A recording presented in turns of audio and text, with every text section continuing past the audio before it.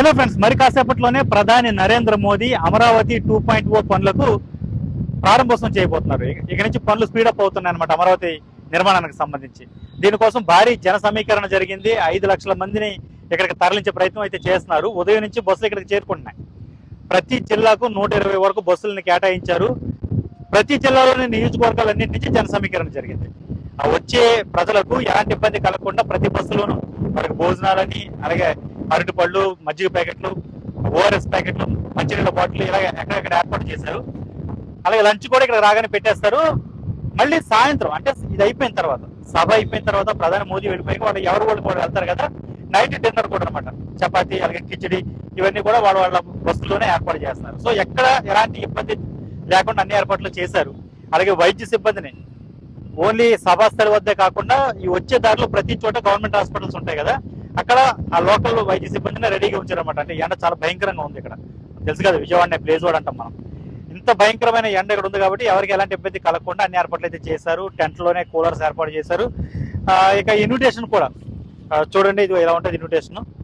ముఖ్యంగా ఈ అమరావతికి సంబంధించి గవర్నమెంట్ తరఫున రిలీజ్ చేసినటువంటి ఇన్విటేషన్ అనమాట. ఇది మొత్తం విఐపీలు అందరికీ ఇదే వెళ్ళింది. ఇందులో అమరావతి ఈ పనులు ప్రారంభోత్సవం సంబంధించి పేరు కూడా మీరు చూడండి. ఇక్కడ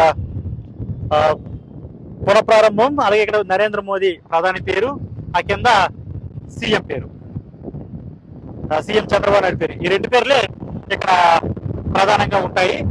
ఈ ఇన్విటేషన్ చూసాక చాలా మందిలో డౌట్ వచ్చిందనమాట, ఇదేంటి దీంట్లో ఉప ముఖ్యమంత్రి పవన్ కళ్యాణ్ పేరు లేదని. బట్ దానికి ఉన్న రీజన్ ఏంటంటే, రాజ్యాంగబద్ధంగా ఉప ముఖ్యమంత్రి అనే పదవికి ఒక డినామినేషన్ ఉంటుంది కాబట్టి కేవలం ముఖ్యమైన ఈ రెండు పేర్లే రాశారనమాట. అంటే ప్రోటోకాల్ ప్రకారం ప్రధాని నరేంద్ర మోదీ, అలాగే ముఖ్యమంత్రి నారా చంద్రబాబు నాయుడు. అయినప్పటికీ ఎలాంటి అనుమానాలు కానీ లేకుంటే సందేహాలు కానీ ప్రజల్లోకి వెళ్లకుండా ఉండడం కోసం పవన్ కళ్యాణ్ పేరుతో ఆయన పేరు ఇంక్లూడ్ చేస్తూ మరొక ప్రత్యేకమైన ఇన్విటేషన్ కూడా రెడీ చేశారు. సో ఇవన్నీ కూడా డిస్ట్రిబ్యూట్ అయిపోయాయి, నిన్న నుంచి చేస్తూ వస్తున్నారనమాట.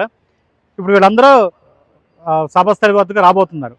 కాకపోతే ఈసారి ఎక్కువగా ఎదురు చూస్తుంది ఏంటంటే, ఈవెన్ చంద్రబాబు నాయుడు స్థాయిలో వ్యక్తి కూడా ఎక్కువగా ఎదురు చూస్తుంది ఏంటంటే, ఏపీకి కాస్త పెద్ద స్థాయిలో వరాలు ఏమన్నా మోదీ ప్రకటిస్తారా అని అమరావతికి సంబంధించి. ఎందుకంటే గతంలో చేసిన దానికంటే కూడా ఈసారి ఏపీ ప్రభుత్వం లేదా టీడీపీ పార్టీ లేదా కూటమి ఎంపీలు కేంద్రంలో ప్రభుత్వం రావడానికి, బీజేపీ ప్రభుత్వం రావడానికి చాలా సహకరించారు.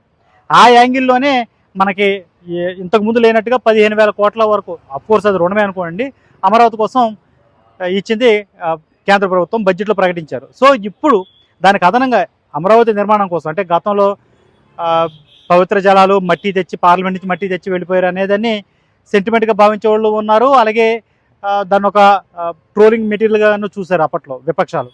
సో ఈసారి అలాంటి తప్పు జరగకుండా ఉండడానికి, లేదా అలాంటి పొరపచ్చలు లేకుండా ఉండడం కోసం ఒక పెద్ద సాలిడ్ సహాయం ఏదన్నా ప్రధాని అనౌన్స్ చేస్తారని ఈవెన్ ముఖ్యమంత్రి స్థాయిలో ఉన్న చంద్రబాబు నాయుడు కూడా ఆశగా ఎదురు చూస్తున్నారు. కాబట్టి మరి ఇప్పుడు అందరూ ప్రధాని స్పీచ్ పైన దృష్టి పెట్టి ఉన్నారు. ఆయన ఎలాంటి వరాలు ఇవ్వబోతున్నారు అనే దాని మీద మొత్తం ఏపీ ప్రజలే కాకుండా దేశవ్యాప్తంగా ఉన్న ఇతర రాష్ట్రాలు కూడా ఆసక్తి ఎదురు చూస్తున్నాయి. ఇప్పుడు టీడీపీ కానీ లేదా కూటమి ఎంపీలు చాలా ఇంపార్టెంట్ కాబట్టి కేంద్రంలో ప్రభుత్వానికి, ఆ ప్రభుత్వం నిలబడడానికి మనం చాలా ఇంపార్టెంట్ కాబట్టి ఆంధ్రప్రదేశ్ ఖచ్చితంగా కొంత సహాయం కోరుకోవడంలో ఎలాంటి తప్పు లేదు, రాయితీలు కోరుకోవడంలో ఎలాంటి తప్పు లేదని అందరూ భావిస్తున్నారు.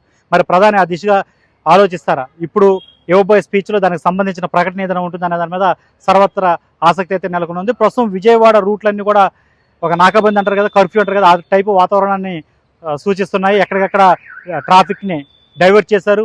బస్సులన్నీ కూడా పైనుంచి వెళ్లాల్సింది, అంటే విజయవాడ ఊళ్ళోకి రావడానికి లేదు, అమరావతి వైపు సైడ్ రావడానికి లేదు. సహకరించాలని ఆల్రెడీ పోలీసులు, ప్రభుత్వం ప్రజల్ని కోరాయి కాబట్టి ప్రజలు కూడా సహకరిస్తున్నారు. ఇంత విపరీతమైన ఎండలో కూడా లక్షల స్థాయిలో ప్రజలైతే అక్కడికి వస్తున్నారు.